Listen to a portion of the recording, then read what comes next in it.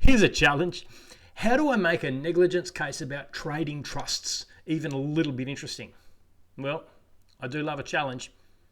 Austrust was a firm of trustees. They were the trustees of a trading trust, which is one form of business arrangement that can be useful in minimising tax and protecting business operators from liabilities. The trading trust intended to operate a piggery, so the photos of pigs that you're looking at are not entirely random. Austrust hired a firm of solicitors, and Astley was the principal solicitor who looked after them. The solicitors were to provide advice about trust arrangements, and they did this, but they didn't warn Austrust that if the business venture failed, Austrust might become liable for any losses. Austrust went ahead and became trustee for the Piggery's company and took on quite a lot of debt to finance the business. Unfortunately, however, Austrust had not done their homework properly regarding the business. The business was always on a precarious footing. Had they looked at the books with any professionalism at all, they would not have gone anywhere near the venture. And Austrust was headed up by people with heaps of business and finance experience.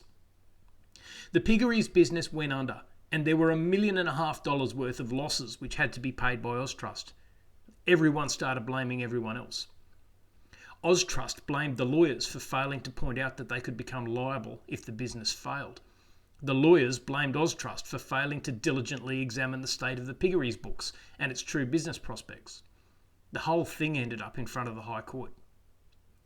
There was no doubt that the lawyers had been negligent. The real question was whether Austrust had also been negligent by failing to examine the books properly, and whether this should reduce their award.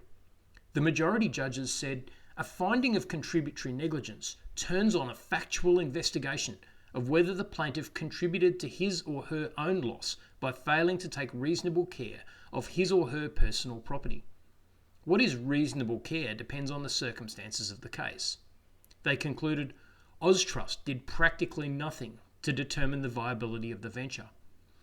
The High Court agreed that Austrust and the solicitors should each bear half the blame, and so the award to Austrust was reduced by 50%.